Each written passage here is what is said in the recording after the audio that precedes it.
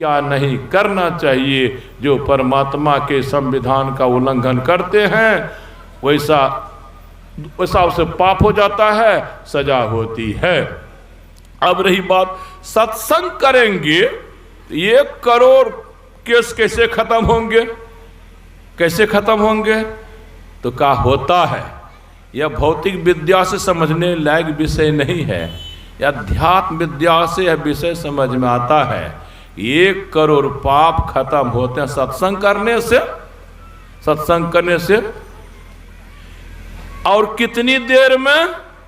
अभी पाठ में सुने थे, मज्जन फल देखिए तत्काला, काक हो ही पिक बकौ मराला। अब देखना है अगर सत्संग करने से पाप खत्म हो जाते हैं तो प्रमाण क्या है? हम दिखा चुके हैं किसी भी रूप में आप परेशान हैं, वह परेशान करने वाला आपका पाप है। किसी भी रूप में आप दुखी हैं, वह दुख दिखाने वाला आपका पाप है। जब से आप लोग, खास करके सत्संगी लोगों को मैं कहता हूं, जब से आप सत्संगी बने हैं तब से सत्संग करते जा रहे हैं। और सत्संगी भाई बहनों का सौभाग्य ये है कि संत मत में बराबर कोई ना कोई साधु महात्मा आते रहते हैं और सत्संग होता रहता है। कभी इस साधु महात्मा के दर्शन प्रवचन, तो कभी उस साधु महात्मा के दर्शन प्रवचन मिलते रहते हैं। जब इतना प्रवचन सुनने को मिलता है, इतना सत्संग करने का मौका मिलता है, इतना साधु दर्शन करने का मौका मिलता है, तो जो सिद्धांत मैंने कहा था, सत्संग करने से सभी पाप खत्म, सभी पुण्य जमा। सत्संग करने सभी अधर्म खत्म और सभी धर्म जमा। अधर्म खत्म तो दुर्दिन खत्म, दुर्भाग्य खत्म, दुख खत्म। लेकिन हम लोग जीवन में देखते हैं इतना सत्संग करते आए हैं, कभी यह परेशानी, कभी वह परेशानी, कभी यह दुख, कभी वह दुख, कभी यह अमंगल, कभी वह अमंगल। तो यह मंगल अनिष्ट अशुभ तो होते रहे हैं, तो सत्संग का प्रभाव कहाँ पड़ रहा है, पाप खत्म कहाँ हो रहे हैं? तो सही में सत्संग होगा तब न, तो कहिएगा तभी क्या हो रहा है अभी? सही बात। अगर पूछा जाएगा आरती के बाद, ऐसे यहाँ इंतजाम पूरा है, गेट लगा देंगे यहाँ के लोग आप लोगों को निकलने समय नहीं जाने देंगे, लेकिन परिस्थिति लाचार करेगी तो जा भी सकिएगा कि गोरेलाल जी? दोनों बात करिए। तो गोरेलाल ताकने लगे, सबको बाबा कहते हैं रुकना पड़ेगा, हम जानते हैं भेदभाव भगाने के लिए भी। चलिए, तो इंतजाम है रहने का, खाने का, फिर भी तो जाना ही पड़ता है परिस्थिति पर। अगर ये आप में से कोई जा रहे, आपका साथी मिल गया कहीं का, पूछ सकते हैं कहाँ गए थे मित्र, कहाँ गए थे भाई साहब?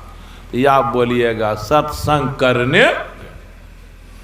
जो बोलिएगा सत्संग करने गए थे, वो समझ जाएगा कोई बाबा आए होंगे, उनका प्रवचन होता होगा, वही प्रवचन सुनने गए। बिल्कुल समझा। आप भी यही बोले सत्संग करने गए थे तो बाबा का प्रवचन सुनने गए थे। निकल गया। सत्संग करना किसे कहते हैं? साधु महात्माओं के वचनों को सुनना सत्संग करना कहलाता है। परिभाषा निकल गई। हम या वर्षों से सत्संग सुन रहे हैं, सत्संग कर रहे हैं, लेकिन जीवन का हाल लगभग जैसा का तैसा है। तो इसीलिए जो सत्संग नहीं करते हैं ना, वे कभी कभी बोलते हैं, बात देखते हैं सत्यनारायण बाबा को कितना लंबा चौड़ा बोलते हैं। इस सत्संगी भाई बहन थोड़ी हिम्मत नहीं करते हैं। क्या हिम्मत? तो बाबा आप जो कहते हैं सत्संग करने से सभी पाप खत्म हो जाते हैं, सभी दुख खत्म हो जाते हैं, सभी पुण्य प्राप्त हो जाते हैं, सभी सुख मिल जाते हैं। हम कितने बरस से सत्संग कर रहे हैं, कहाँ कोनो दुख गया, कहाँ कोनो सुख आया? पूछ सकते हैं।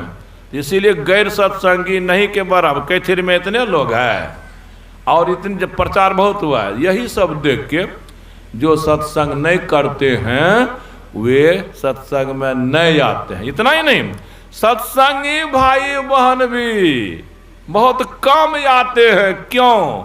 जैसा पहले सुने थे 10 बरस, वैसा सत्संग करने पर देखने को मिलता ही नहीं है। सुने थे सब दुख खत्म, सब सुख प्राप्त, लेकिन देखते हैं कि दुख लो दुखो धर ले है, सुखो नहीं आया। तो सच जो नहीं दिखाई पड़ता है ना, इसीलिए सत्संगी भाई बहन भी निराश होंगे ही ना। जैसा सुने यह करने से यह होगा, करने लगे वैसा नहीं हुआ तो निश्चित मन में होगा। कितने को होता है सतयुग त्रेता में होता होगा, काल युग में अरे नहीं, जो चारों युग में के सवाल। तब बात उठेगी कि सत्संग करने से सही में सब पाप सब दुख कब खत्म होते हैं, सब पुण्य सब सुख कब मिलते हैं। आइए दिखाता हूं। आप लोग धुंधकारी का नाम सुने होंगे, गौकर्ण का नाम सुने होंगे। छोटा रूप लूंगा, भागवत कथा में तो पुराण में बहुत लंबा है। धुंधकारी केवल पाप ही किए जीवन भर, छोटे पाप बड़े पाप मंझले पाप सब पापों को किया धुंधकारी ने। मरा, मरते समय ना घर में माँ है, जवानीए में मरा, ना घर में माँ है ना पिता है ना गौकर्ण भाई है। क्यों? ये पाप करने में पैसा खर्च होता है ना। माँ बाप खूब कमाए थे, जब पापी हो गया ना तो पाप के भोग में पैसा खर्चा होता है। जब सीधे नहीं देते थे माँ बाप, खूब मारते थे, खूब पीटते थे, तब चाबी फेंक देते थे।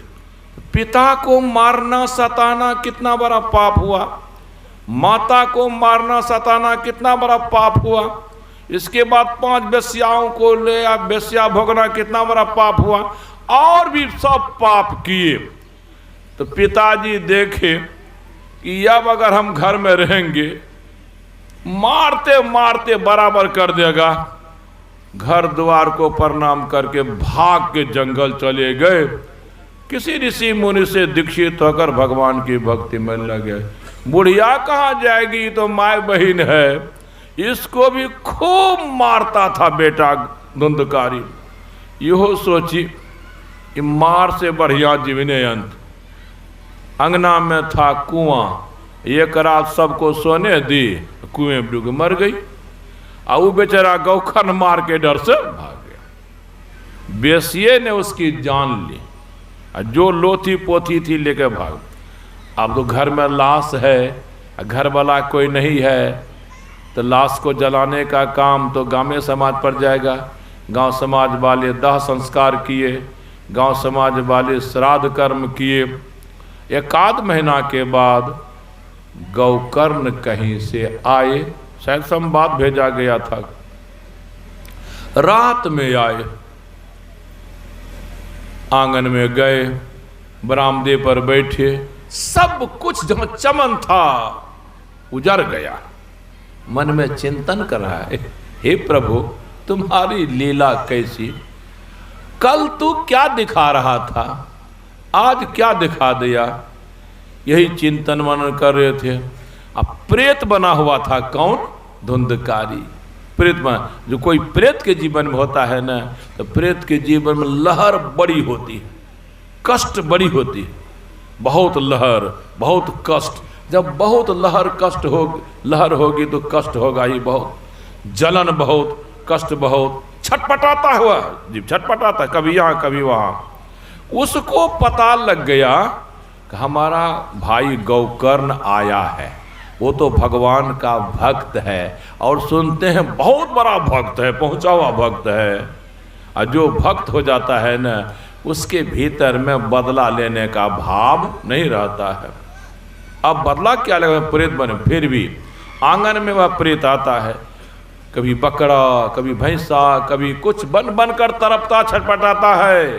कहता है भैया गौकर्ण, मैं धुंधकारी पापी आज प्रेत बना हुआ, श्राद्ध हुआ, श्राद्ध के कर्म से प्रेतत्व तो खत्म नहीं हुआ। देखो भैया, मैंने माता को सताया, तुमने आंख से देखा, पिता को सताया, तुमने आंख से देखा, तुमको भी सताया, बहुत पाप किया है, लेकिन कितनों में पापी रहा हूं। तो लोग कहेंगे गौकर्ण का भाई तो है। भैया तुम पहुंचे भक्त हो, चाहोगे हृदय से तो प्रेत के जीवन से मुक्त कर दोगे। उपाय करो भैया, उपाय करो भैया। रात का समय था। गौकर्ण बोले सुबह होने दो, पंडितों को बुलाएंगे, जो उपाय बताएंगे गांव समाज वाले से करवाएंगे, तुम्हारा भला। सुबह हुई, पंडित बुलाए गए, पोथियां निकाली गईं, एक भी उपाय पोथियों में नहीं। तब सारे ब्राह्मण लोग भगवान सूर्य की भक्ति में लग गए। समय पाकर भगवान सूर्य प्रकट हुए और बोले आप लोगों की भक्ति पर हम हृदय से खुश हैं, बोलिए जो चाहिएगा वो हम देंगे। सारे ब्राह्मण लोग बोले हजूर, हमारे ब्राह्मण समाज में एक महापापी हो गया, मरने के बाद श्राद्ध करने पर भी प्रेत का जीवन खत्म नहीं हुआ है। निवेदन है प्रेत के जीवन से उद्धार के लिए कोई उपाय है तो बताया जाए। भगवान सूर्य बोले एक ही उपाय दिखाई पड़ता है, वह उपाय है सप्ताह भागवत कथा। अगर धुंधकारी प्रेत सुन लेना तो उसके प्रभाव से, उसके प्रताप से क्या हो जाएगा, प्रेत का जीवन खत्म हो जाएगा। यह उपाय गौकर्ण के लिए बड़ा आसान मिला। क्या है, भागवत कथा में क्या होता है आप लोग जानते हैं, इस देखे हैं। इसी तरह व्यास गद्दी लगती है, इसी तरह पंडाल लगता है, व्यास गद्दी पर कथावाचक बैठते हैं, पंडाल में श्रोता बैठते हैं। तो उस समय इसी तरह व्यास गद्दी लगी, गौकर्ण जी बैठे व्यास गद्दी पर, समाज के लोग पंडाल में बैठे, और गौकर्ण जी का प्रवचन जब होने लग गया, अब प्रवचन जब प्रेत को सुनाई पड़ा, उसको एक प्रभाव दिखाई पड़ा। क्या, लहर कुछ कम होने लगी, जलन कुछ कम होने लगी।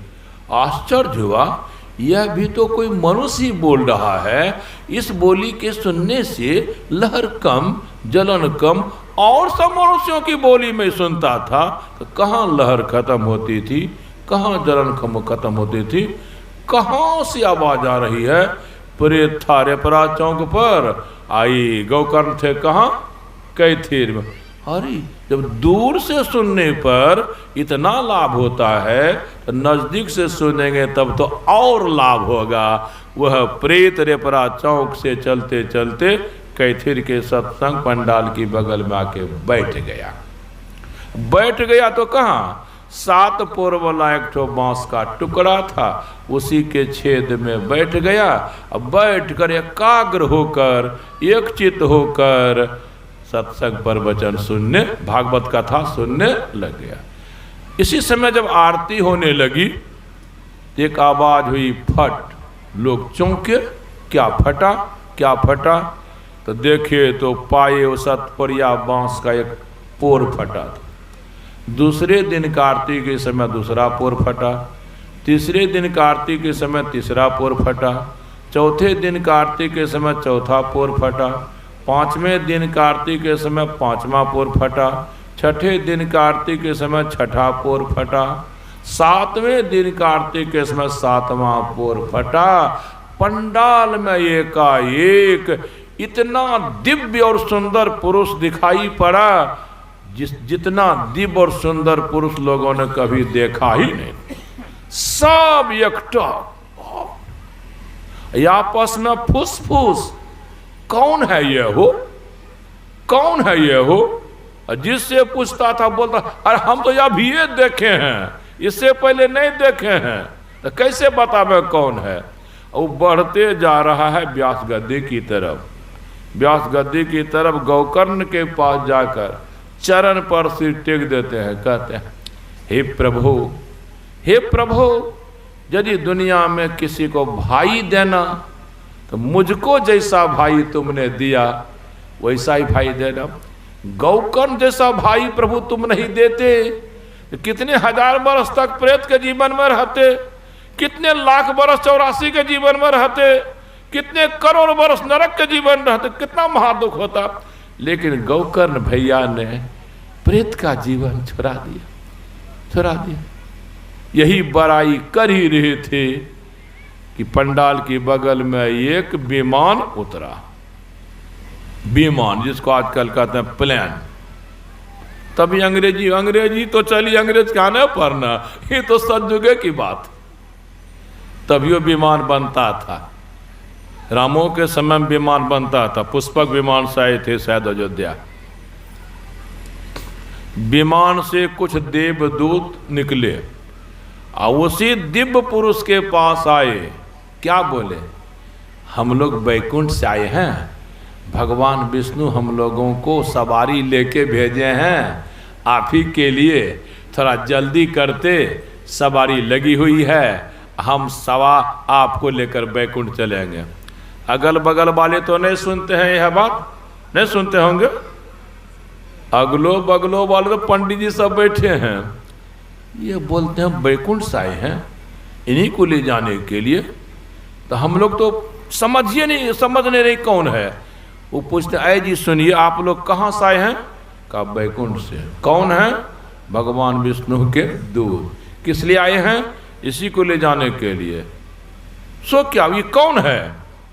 तो देवदूत कहते हैं बाल बच्चा आपका पूछते हमसे। नहीं अरे हम लोग तो पते लगा रहे हैं कौन है। ओ पता नहीं लग रहा है तो देखते हैं यहाँ पंडाल लगा हुआ है, व्यास गद्दी लगी हुई है, प्रवचन हो रहा था। हाँ किस काम के लिए?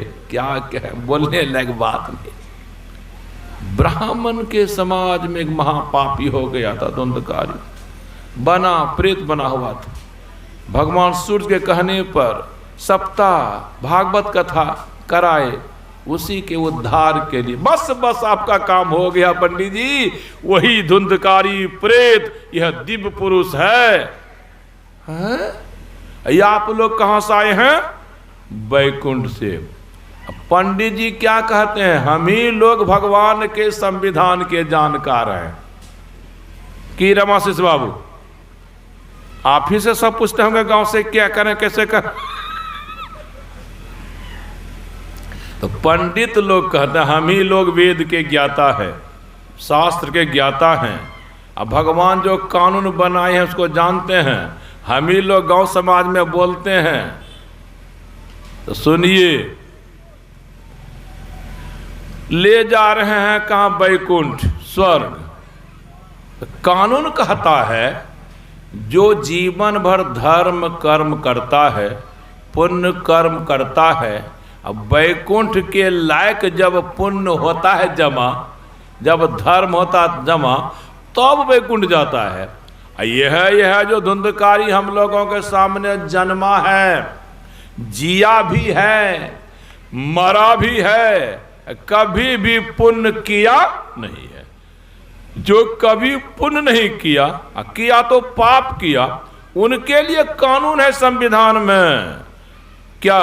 जमदूत आता है, मारते पीटते नरक ले जाता है। जो जीवन भर पुण्य करता है उनके लिए देवदूत आता है, विमान पर चढ़ा के स्वर्ग ले जाता है। तो संविधान तो ये है। या तो ठीक उल्टा देख रहे हैं, जो जीवन भर पाप किया उनके लिए बैकुंठ से विमान आया, तो उल्टा हो गया। हो सकता हो कि भगवान संशोधन कर दिया हो कानून में कि पहले तो पुण्य करने वाले को बैकुंठ मिलता था, अब पाप करने वाले को बैकुंठ मिलेगा। पहले तो पाप करने वाला नरक जाता था, अब पुण्य करने वाला नरक जाएगा। क्या यह संशोधन हुआ है? देवदूत कहते हैं भगवान के संविधान में संशोधन नहीं होता है। तो ऐसा क्यों हुआ? अरे पुण्य के चलते कोई बैकुंठ बात सही है। तो पंडित जी लोग कहते हैं जीवन भर पुण्य कहाँ किया? तो देवदूत कहता जीवन में तो पुण्य नहीं किया, मरने के बाद इससे पुण्य हो गया है। पंडित जी कहते गजब सब बात बोलते हैं।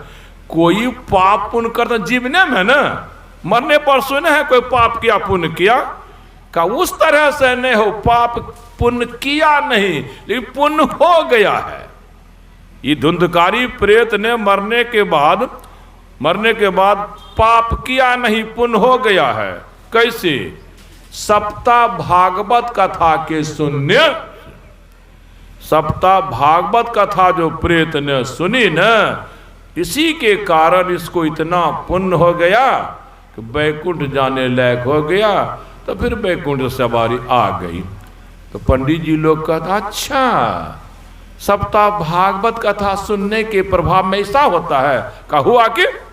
तो पंडित जी लोग कहते हैं केवल प्रेत ही तो नहीं सुना है सप्ताह भागवत कथा को, हम सारे पंडित भी सुने हैं ना।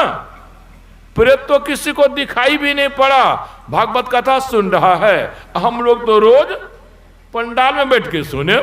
जब काम ये के तरह का हुआ, प्रेत ने भागवत कथा को सुना, पुरोहित ने भागवत कथा को सुना, तो काम एक रंग तो परिणाम दो रंग। भगवान को ऐसा नहीं करना चाहिए, पक्षपात नहीं करना चाहिए।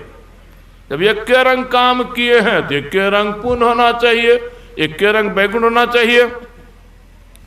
तो कहिए देवदूत भाई ये अंतर क्यों? तो देवदूत लोग कहते हैं बात ठीक के आप उठाए हैं। हम भगवान जब हम लोगों को भेजने लग गए न, तो केवल धुंधकारी के लिए बिल्टी दिए, पंडित के लिए नहीं। तो हम ही लोग वहाँ बात उठा दिए थे कि सत्संग तो पूर्व पंडित लोग भी सुने हैं और प्रेत भी सुना है, काम तो क्या हुआ है? तो कहते हैं केवल धुंधकारी को लाना है बैकुंठ, बाकी को नहीं। तो बाकी लोग पूछेंगे तो हम क्या जवाब देंगे? तो भगवान बोले थे कहना उन लोगों को जितने पुण्य से बैकुंठ होता है ना, उतना पुण्य केवल धुंधकारी प्रेत को हुआ, अब पंडित को उतना पुण्य नहीं हुआ। इसीलिए आप लोगों को उतना पुण्य नहीं हुआ, तो इसीलिए नहीं कहते हैं तैयार होने के लिए। अब उसको जल्दी हुई तैयार, जल्दी हुई तैयार। यह बात और पंडितों को लग गई कि प्रेत को हो गया, हम लोगों को नहीं। देवदूत से साफ कराए बात। यह बात नहीं पूछे थे कि पंडित को कम पुण्य क्यों हुआ, आप प्रेत को ज्यादा? तो भगवान बोले थे काम करने के ढंग में फेर है। कोई ढंग से काम करता है कमो समय में बहुत कमा लेता है, और जिसको काम करने का ढंग नहीं है ना, बहुतों समय में बहुत कम कमाई। ये तो और लग गई बात पंडित जी को। मतलब भूत प्रेत को ढंग से काम होता है, अब पंडित पुरोहित को बेढंग से होता है। गजब सब बात याद है। तो बोलिए तो हम लोग कहाँ बेढंग किए, कहाँ प्रेत ढंग से किया? तो भगवान बोले थे जब से प्रवचन गौकर्ण जी का शुरू होता था, जब से कथा गौकर्ण जी की शुरू होती थी, वह प्रेत शुरू से अंत तक एकाग्र होकर सुनता था, एक चित्त होकर सुनता था, शरीर संसार की सुधी बुद्धि खोकर सुनता था।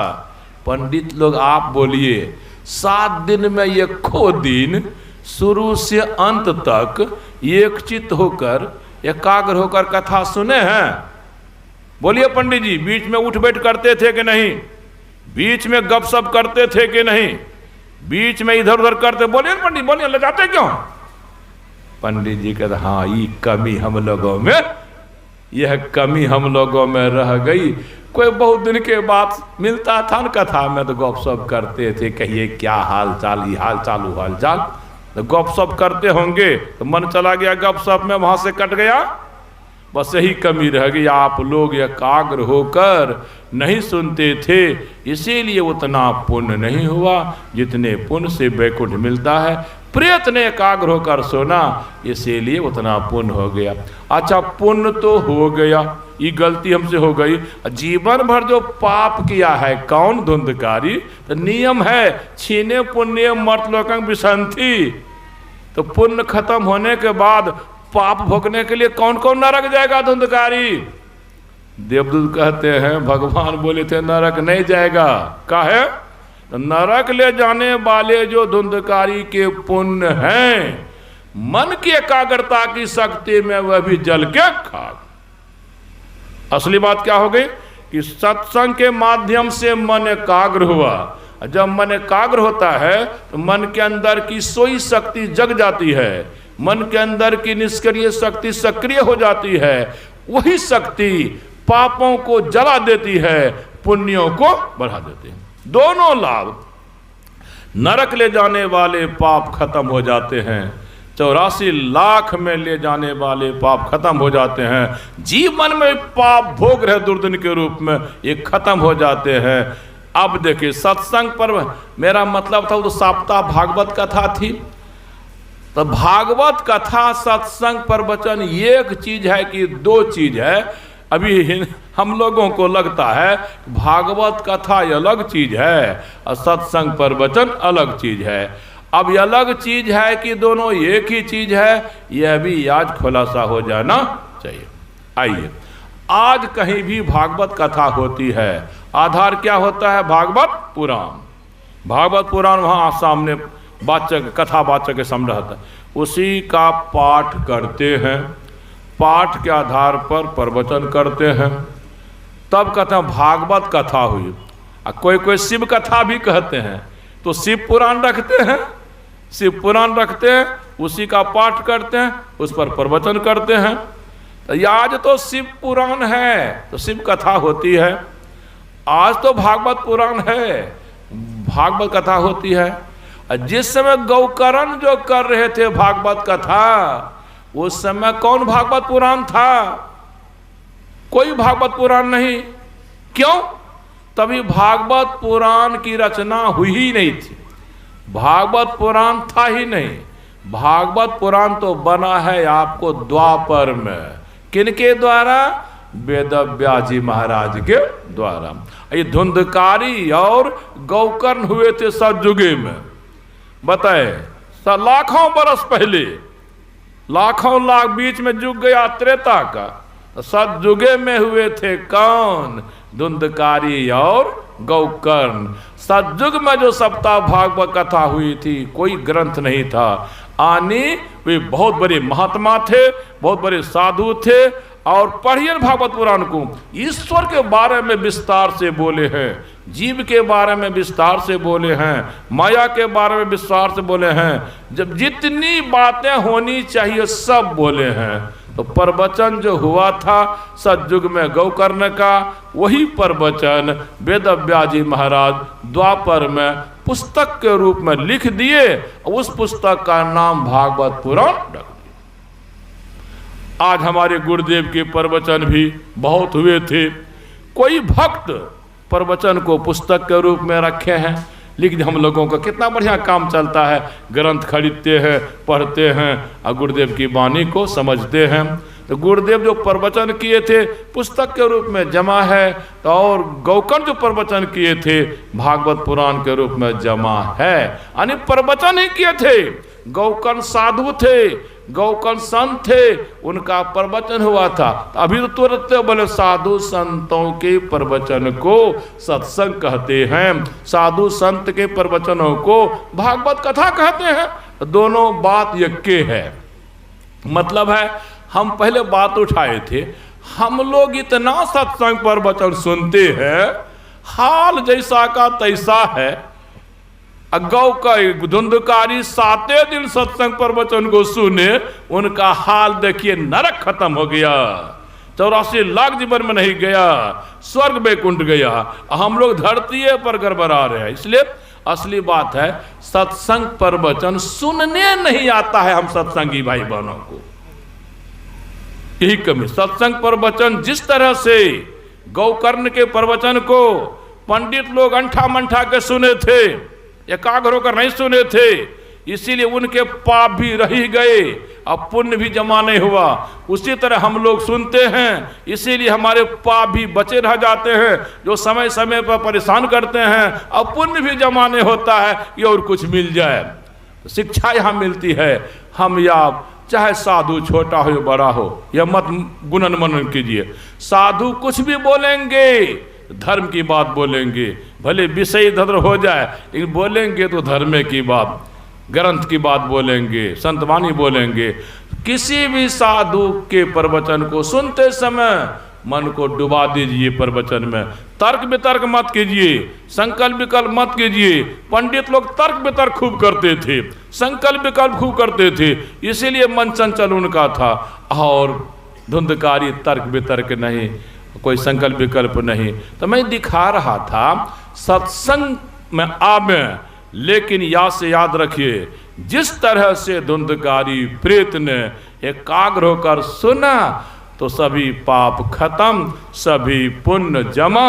इसीलिए मरने के बाद वे स्वर्ग बैकुंठ गए, लेकिन नरक 84 नहीं गए। इसी तरह से हम लोग अगर सत्संग प्रवचन सुनेंगे, निश्चित ही जो पाप प्रारब्ध हमें परेशान कर रहे हैं वे कमजोर पड़ेंगे, और कमजोर हो जाएंगे तो हमको परेशान करना छोड़ देंगे, और पुण्य जमा हो जाएगा। तो फिर पुण्य के अभाव में जो जो कमी जीवन में है वह भी पूरी होगी, अभी पूरी होगी। तो मैं क्रमबद्ध जा रहा हूँ। सुबह में बोला था कि देवी देवता आते हैं, भगवान भगवती आते हैं, हम लोगों को आना चाहिए। फिर हम दिखाए कि देवी देवता आते हैं तो किस डर से आते हैं, किस लाभ के लिए आते हैं, वो भी सुने हैं। हम लोगों को वह लाभ होगा। फिर देखे सत्संग वर्षों से सुनते लाभ नहीं हो रहा है, तो कारण क्या है बता दिया। अगर धुंधकारी की तरह सुनेंगे लाभ होना ही है, पंडित की तरह सुनेंगे लाभ ना हुआ है ना होगा। बोलिए प्रेम से श्री सद्गुरु महाराज की जय।